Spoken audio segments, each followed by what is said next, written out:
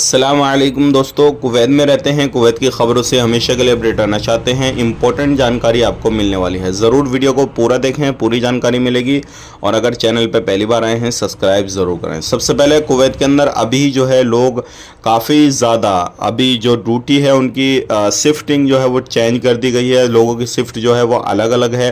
तो अगर आप कहीं पर भी काम काज कर रहे हैं फिर भी लोग जो है वो ड्यूटी पूरी नहीं कर रहे हैं, तो ऐसा नहीं है कि आपको जो है छूट मिलेगी कि भाई ड्यूटी आप पूरी ना करें या फिर किसी भी तरीके से जो है आपको ड्यूटी दी गई है वो ड्यूटी छोड़ दें।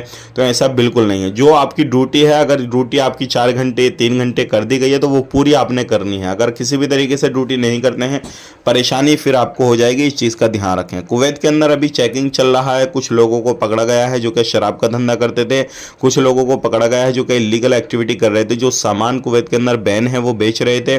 और रमज़ान के अंदर जो रेस्टोरेंट वगैरह हैं, जो मॉल वगैरह हैं, उनका जो टाइम टेबल है, अगर किसी भी तरीके से आपने कोई भी चीज़ ख़रीदनी है या फिर कोई भी चीज़ आप लेकर आना चाहते हैं तो रमज़ान में काफ़ी ज़्यादा सामान जो मिनिस्ट्री है वो चेकिंग कर रही है, कोई सामान के जो प्राइस है वो बढ़ाकर तो नहीं बेच रहा है।